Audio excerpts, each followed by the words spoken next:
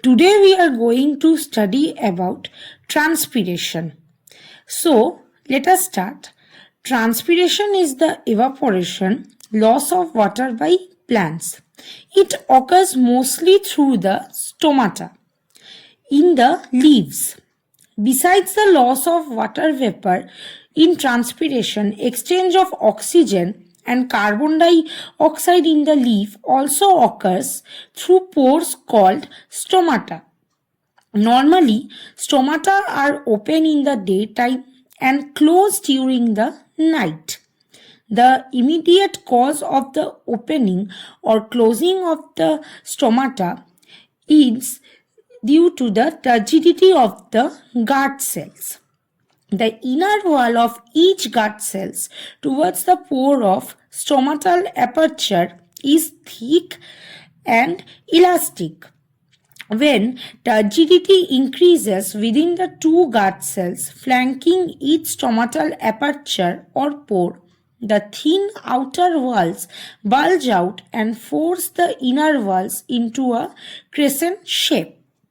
The opening of the stoma is also added due to the orientation of the microfibrils in the cell walls of the guard cells.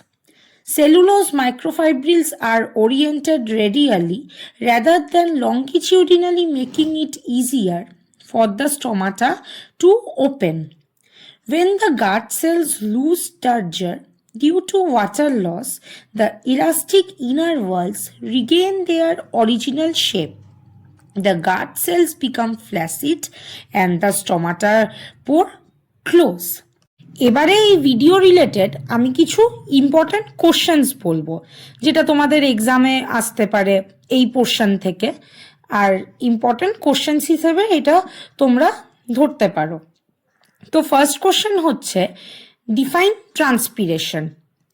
Number 2, through which structures does most transpiration occur?